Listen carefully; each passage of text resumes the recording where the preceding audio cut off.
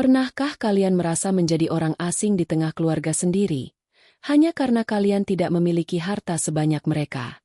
Bagaimana rasanya ketika kado tulus hasil keringatmu disebut sebagai sampah, dan satu-satunya kenangan dari almarhum ayahmu dihancurkan hanya karena dianggap merusak pemandangan rumah mewah mereka? Inilah kisah tentang Maya, seorang kurir paket yang dianggap debu oleh saudara-saudaranya, namun ternyata memegang kunci rahasia yang bisa menghancurkan atau menyelamatkan seluruh kekayaan keluarga besarnya. Sebuah perjalanan tentang pembuktian bahwa kecerdasan dan kesabaran jauh lebih bernilai daripada sekadar angka di rekening bank. Sebelum kita mulai masuk ke dalam ceritanya, saya ingin menyapa kalian semua yang sedang menyimak. Dari kota mana sajakah kalian berasal? Coba tuliskan nama kota kalian di kolom komentar agar kita bisa saling menyapa. Dan jangan lupa, pastikan kalian sudah menekan tombol like dan klik tombol subscribe agar kalian tidak ketinggalan setiap bab dari kisah yang penuh emosi ini. Mari kita saksikan bersama bagaimana sebuah langkah yang tak terlihat mampu mengguncang menara gading kesombongan. Matahari siang itu terasa membakar kulit kepala. Namun Maya tidak punya waktu untuk mengeluh. Dengan jaket kurir yang warnanya sudah memudar dan helm yang lecet di sana-sini, ia harus mengantarkan 30 paket lagi sebelum jam 5 sore. Motor bebek tua peninggalan ayahnya terbatuk-batuk saat ia berhenti di depan sebuah pagar besi menjulang tinggi. Itu adalah rumah Tante Widya. Hari ini adalah hari ulang tahun nenek yang ke-75. Maya datang bukan hanya untuk mengantar paket pesanan Tante Widya, tapi juga untuk memberikan kado sebuah selendang rajutan tangan yang ia kerjakan setiap malam selama 1 bulan. Baru saja Maya memarkir motornya di pinggir gerbang, seorang satpam menghampirinya dengan wajah ketus. Satpam itu meminta Maya masuk melalui pintu samping khusus pelayan. Maya hanya menghela napas panjang dan mengikuti instruksi itu. Di halaman belakang yang luas, tenda dekorasi mewah sudah berdiri dengan jajaran kursi yang dilapisi kain sutra. Saat Maya melangkah masuk, keheningan tiba-tiba menyergap kerumunan keluarga besar yang sedang tertawa. Tante Widya, yang mengenakan gaun merah menyala, berjalan menghampiri Maya sambil menutup hidungnya dengan sapu tangan sutra. "Aduh Maya, kamu ini baru pulang dari tempat pembuangan sampah atau bagaimana? Bau keringat kamu sampai tercium ke sini." Begitu kata Tante Widya dengan suara keras, sengaja agar didengar oleh tamu yang lain. Maya tertunduk. Tangannya meremas bungkusan kado untuk nenek. "Maaf Tante, Maya tadi langsung ke sini setelah menyelesaikan rute pengantaran paket di pasar. Ini ada kado sedikit untuk nenek." Tante Widya menerima bungkusan itu dengan ujung jarinya, seolah-olah benda itu beracun. Ia membukanya di depan semua orang, lalu tertawa mengejek saat melihat selendang rajutan tersebut. Rajutan tangan. Di zaman sekarang. "Maya, lihat itu kado dari Sheila. Ia memberikan tas kulit asli dari Italia. Selendang ini lebih cocok dipakai untuk mengelap meja dapur saja." Tawa pecah di antara sepupu-sepupu Maya. Sheila, yang berdiri di samping ibunya, maju selangkah sambil memutar-mutar kunci mobil barunya. Ia menatap sinis ke arah gerbang rumah. "Oh iya Maya, itu motor rongsokan kamu menghalangi jalan masuk mobil teman-teman aku. Singkirkan benda sampah itu sekarang juga atau aku yang akan menyingkirkannya." Maya belum sempat menjawab saat Sheila berjalan dengan angkuh menuju gerbang. Dengan gerakan yang sengaja dibuat-buat, Sheila menyenggol motor tua itu hingga terjatuh keras ke aspal. Kaca spionnya pecah berkeping-keping dan oli mulai merembes keluar. Itu adalah satu-satunya peninggalan terakhir dari ayahnya. Dada Maya terasa sesak, panas menjalar ke matanya. Namun ia menahan air mata itu agar tidak jatuh. Di dalam hati, ia hanya bisa berdoa kepada Allah agar diberikan kekuatan yang luar biasa untuk melewati penghinaan ini. Sambil berlutut di aspal untuk memungut pecahan spion, Maya mendengar suara Tante Widya dari kejauhan. "Sudahlah, jangan biarkan kurir itu merusak suasana. Ayo kita mulai makan siangnya." Maya bangkit berdiri, menatap motornya yang rusak, lalu menatap rumah mewah itu untuk terakhir kalinya. Ia tidak masuk ke dalam untuk makan. Ia menuntun motornya menjauh dari sana dengan tekad yang baru saja membeku di dalam jiwanya. Mereka hanya melihat debu di pakaiannya, tanpa tahu bahwa di dalam tas dekilnya Ada sebuah laptop tua yang berisi kode-kode rahasia yang akan mengguncang dunia mereka suatu hari nanti. Maya menuntun motornya sejauh 2 kilometer hingga menemukan bengkel kecil yang hampir tutup. Uang di saku celananya hanya tersisa Rp50.000. Tidak cukup untuk memperbaiki mesin yang mulai mati total. Akhirnya, dengan sisa tenaga yang ada, ia mendorong motor itu sampai ke kontrakan sempitnya yang terletak di gang sempit. Setelah membersihkan diri dengan air dingin yang terasa menusuk tulang, Maya duduk di lantai beralaskan tikar pandan. Ia membuka tas ranselnya yang kusam dan mengeluarkan sebuah laptop tua dengan banyak stiker yang sudah terkelupas. Laptop itulah satu-satunya jendela Maya untuk melihat dunia yang berbeda. Dunia di mana ia tidak dipandang sebagai kurir paket yang hina, melainkan sebagai seorang arsitek digital yang disegani. Di bawah temaram lampu bohlam 5 watt, jemari Maya mulai menari di atas papan ketik.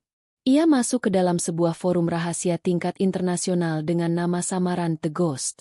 Malam itu, ada sebuah tantangan dari perusahaan teknologi raksasa di Amerika Serikat. Mereka menawarkan hadiah yang sangat besar bagi siapa saja yang bisa menemukan celah keamanan dalam sistem terbaru mereka. Maya tersenyum tipis. Ia teringat kata-kata Sheila tentang barang sampah. Baginya, kode-kode ini adalah satu-satunya cara untuk mengangkat derajatnya.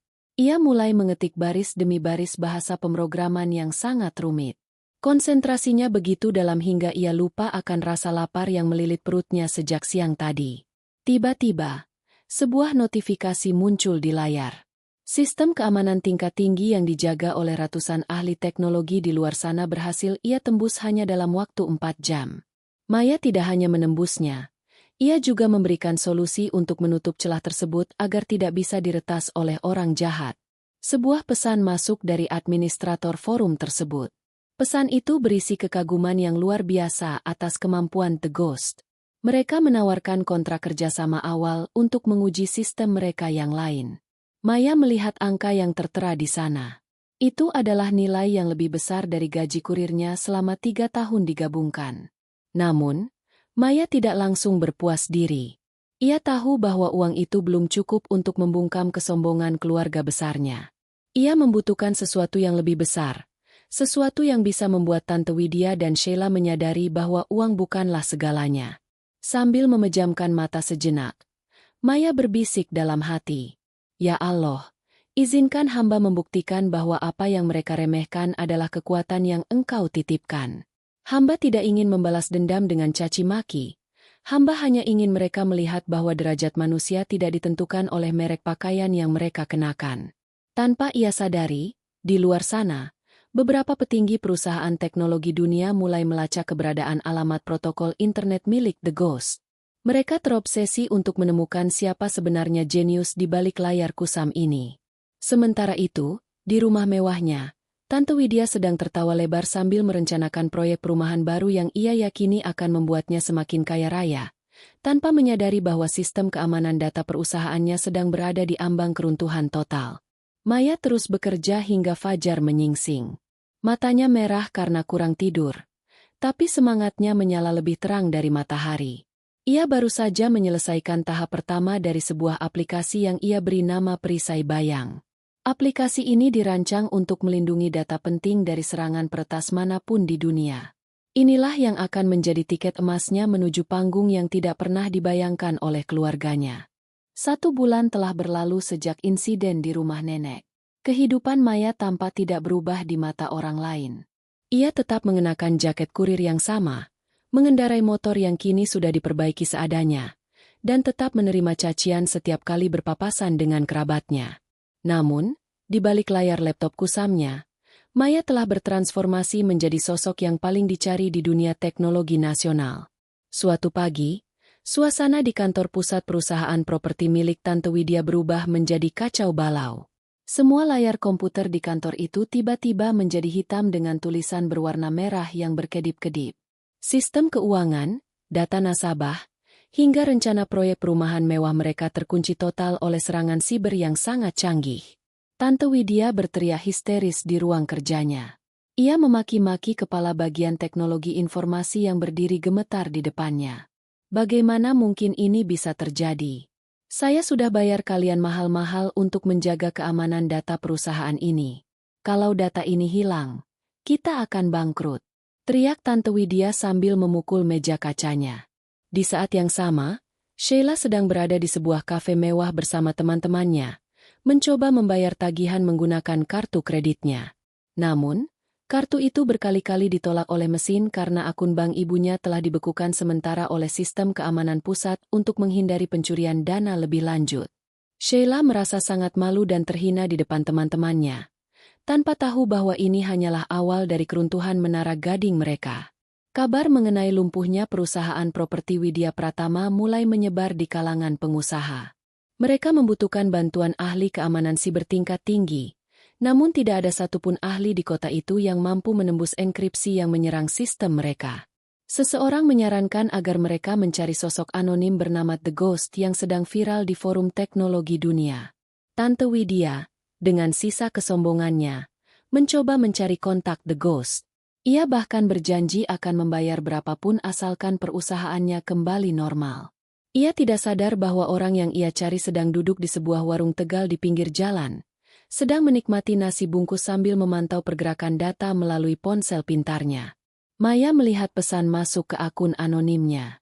Pesan itu berisi permohonan bantuan yang sangat mendesak dari perusahaan Widya Pratama. Maya hanya tersenyum dingin. Ia tidak segera membalas. Ia ingin membiarkan ketakutan itu merayap sedikit lebih lama di hati tantenya. Ia ingin Tante Widya merasakan bagaimana rasanya berada di posisi tidak berdaya, saat harta yang selama ini dipuja-puja tidak bisa menolongnya sama sekali.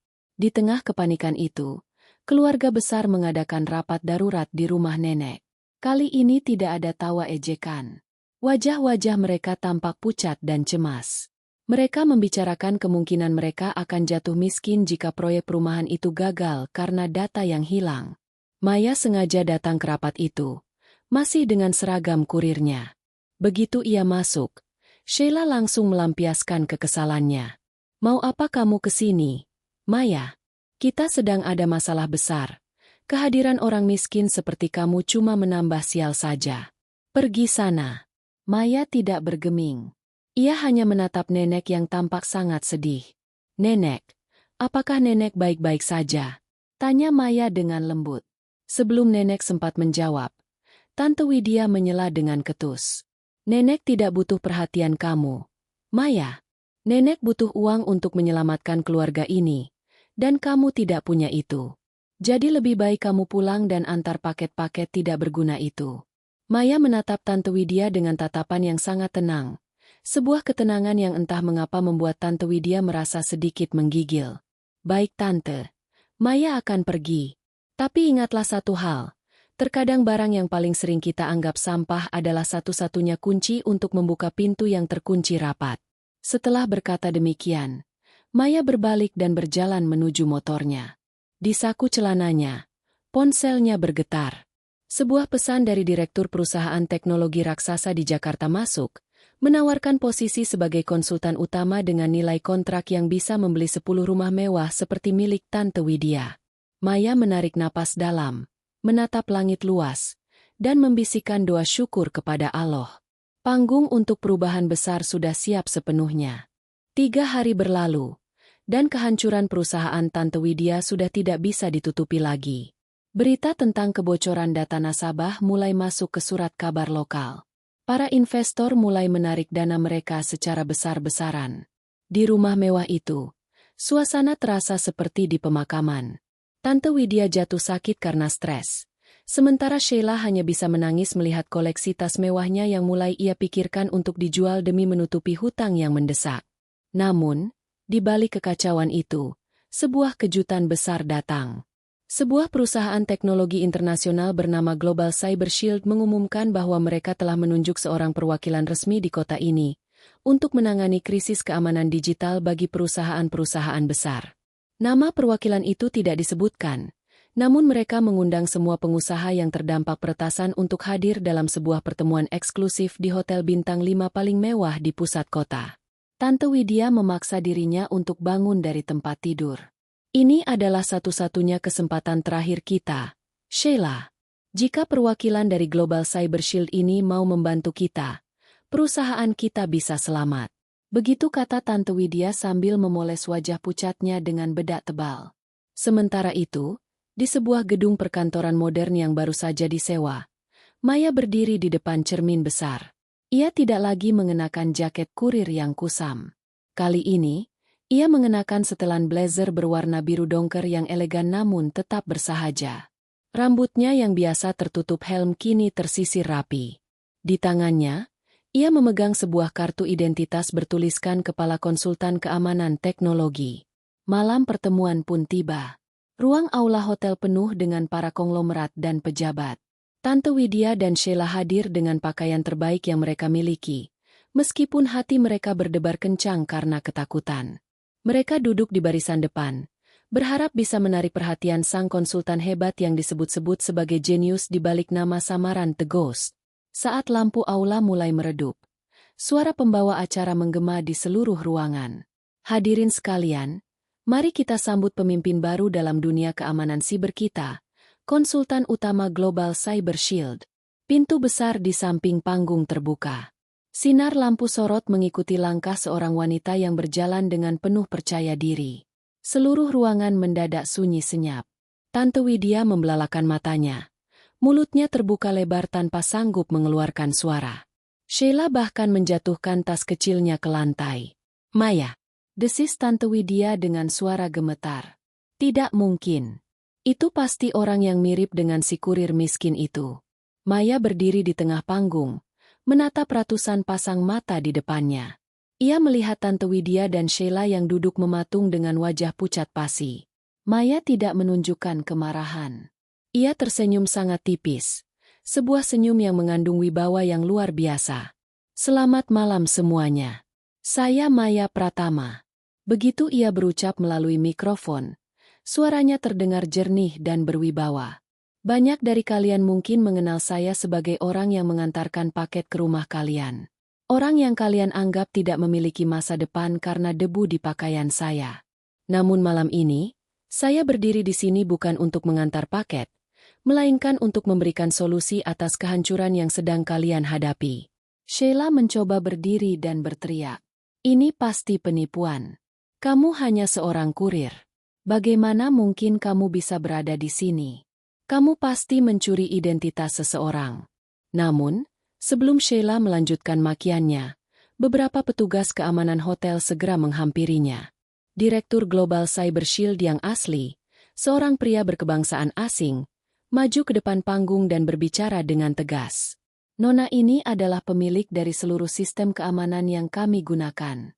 Dia adalah The Ghost yang asli. Jika ada yang meragukannya, silakan tinggalkan ruangan ini sekarang juga." Tante Widya terduduk lemas di kursinya. Jantungnya berdegup kencang, bukan karena marah, tapi karena rasa malu yang luar biasa yang menjalar hingga ke tulang-tulangnya. Ia teringat bagaimana ia menghina selendang rajutan Maya, bagaimana ia mengusir Maya lewat pintu belakang, dan bagaimana ia membiarkan motor tua Maya dirusak. Kini, nasib seluruh hartanya berada di tangan wanita yang pernah ia sebut sebagai sampah. Maya menatap tantenya tepat di mata dari atas panggung. "Tante Widya, uang memang bisa membeli kemewahan, tapi uang tidak bisa membeli kecerdasan dan martabat. Malam ini, saya akan memutuskan perusahaan mana yang layak untuk saya selamatkan, dan mana yang harus menerima konsekuensi dari kesombongan mereka sendiri." Suasana menjadi sangat tegang. Para pengusaha lain mulai berbisik-bisik, memandang rendah ke arah Tante Widya yang kini tampak sangat kecil di kursinya. Maya memegang kendali penuh atas takdir mereka semua. Ia baru saja memulai permainannya, dan kali ini, ia bukan lagi seorang kurir yang bisa mereka injak-injak. Ia adalah pemilik masa depan mereka. Setelah acara di aula berakhir, Maya duduk di dalam ruang rapat privat yang berdinding kaca transparan, memperlihatkan kerlap-kerlip lampu kota dari lantai 40. Di atas meja kayu ek yang mengkilap, tumpukan dokumen penyelamatan aset perusahaan telah tersusun rapi. Di luar ruangan, puluhan pengusaha mengantre untuk mendapatkan tanda tangan Maya. Namun hanya satu keluarga yang ia izinkan masuk terlebih dahulu.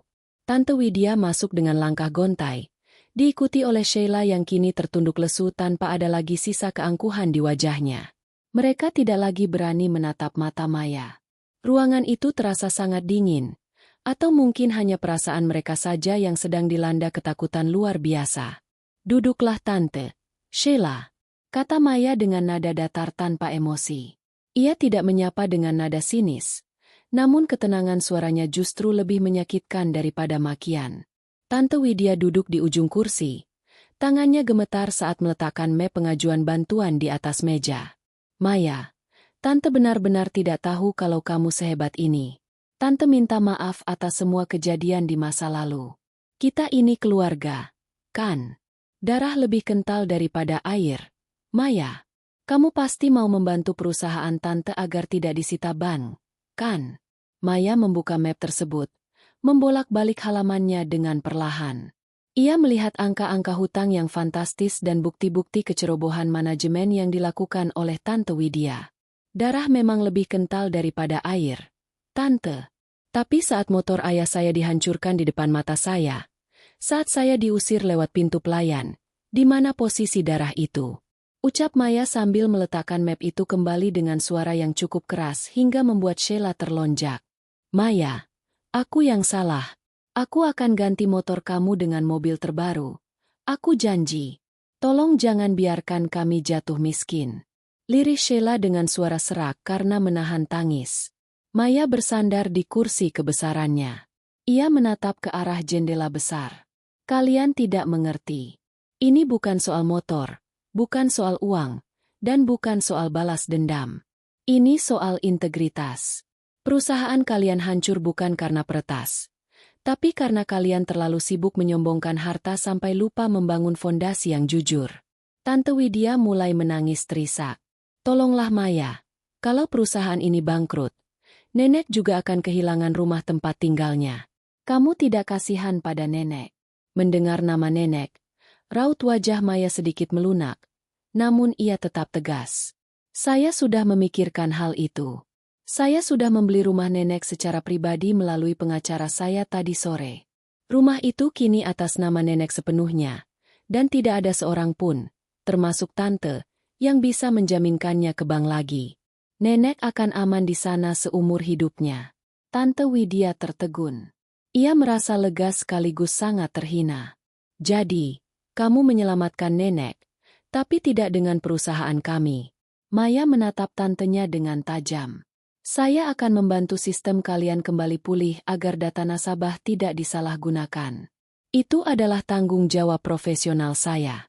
Namun, untuk masalah finansial dan hutang-hutang kalian, itu adalah tanggung jawab yang harus kalian pikul sendiri. Kalian harus belajar bagaimana rasanya memulai semuanya dari bawah, seperti yang saya lakukan setiap hari di atas aspal jalanan." Maya menekan tombol interkom di mejanya. "Sekretaris, tolong antar Nyonya Widya dan putrinya keluar. Saya masih punya banyak klien yang lebih menghargai waktu dan martabat manusia." Tante Widya ingin memohon lagi, namun tatapan dingin Maya menghentikan kata-katanya. Mereka keluar dari ruangan itu dengan bahu yang merosot. Di lorong hotel yang mewah, mereka berpapasan dengan para pengusaha lain yang dulu mereka bangga-banggakan. Namun kini orang-orang itu bahkan tidak mau menoleh ke arah mereka.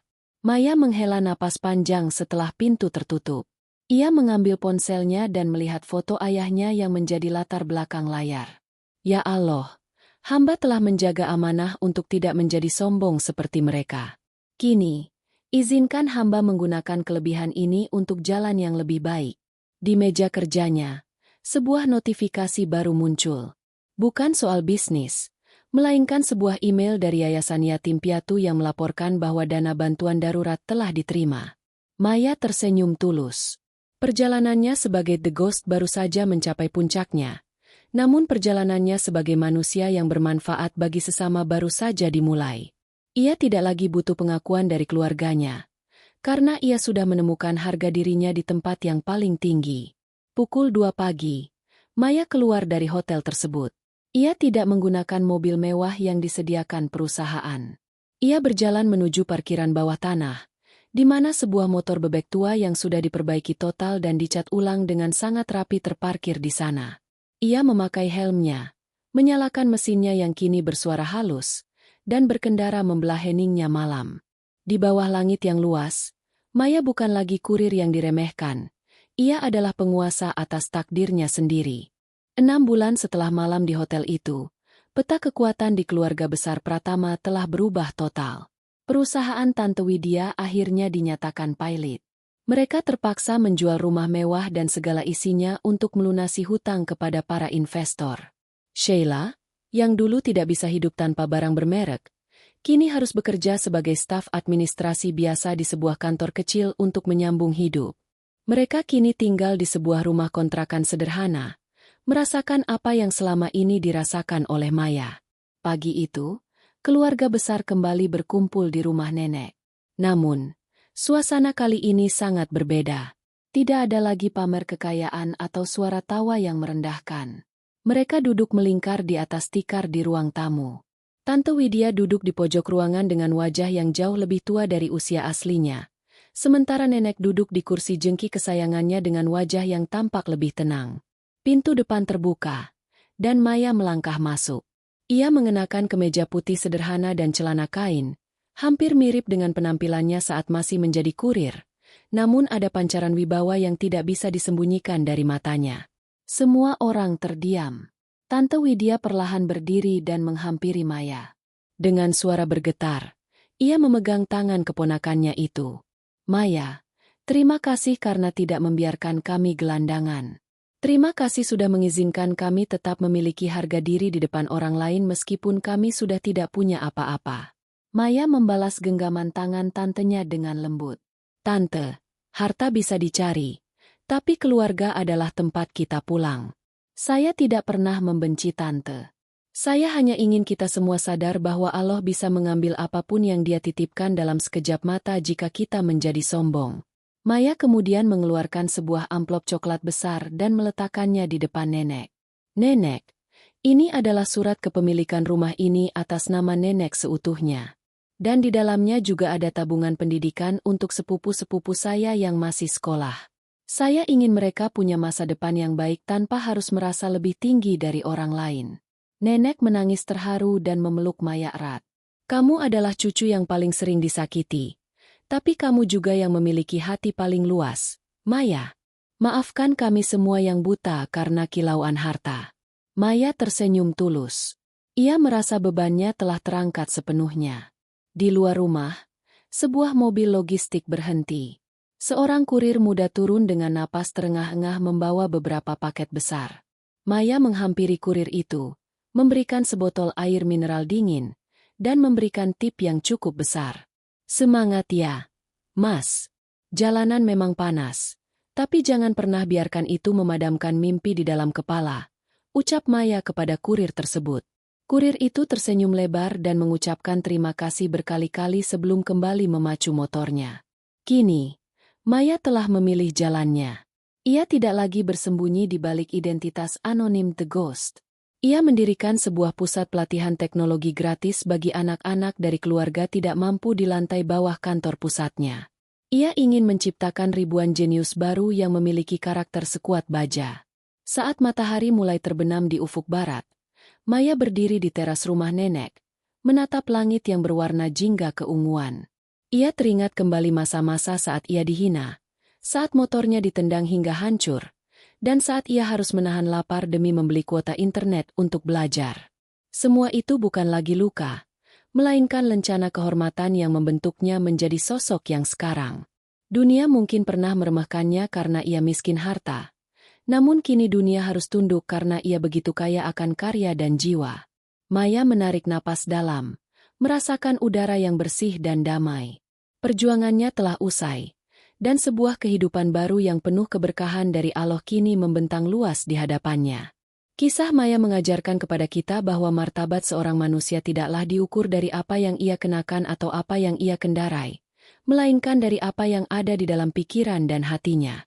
Kesabaran dalam menghadapi hinaan dan ketekunan dalam bekerja dalam diam adalah kunci menuju kemuliaan yang sesungguhnya. Sebagaimana firman Allah dalam Al-Quran, Surat Ali Imran ayat 139 yang berbunyi, "Janganlah kamu bersikap lemah, dan janganlah pula kamu bersedih hati, padahal kamulah orang-orang yang paling tinggi derajatnya, jika kamu orang-orang yang beriman." Perlu kami sampaikan bahwa seluruh rangkaian cerita ini adalah fiktif belaka. Cerita ini sengaja dibuat menyerupai kenyataan agar kita semua dapat mengambil hikmah dan pelajaran berharga untuk menjadi pribadi yang lebih rendah hati dan pantang menyerah. Terima kasih banyak telah menyimak perjalanan Maya dari awal hingga akhir. Jika Anda merasa senang dan mendapatkan manfaat dari cerita ini, kami mengajak Anda untuk meninggalkan jejak di kolom komentar, berikan tanda suka atau like, serta jangan lupa untuk subscribe agar tidak ketinggalan kisah inspiratif lainnya.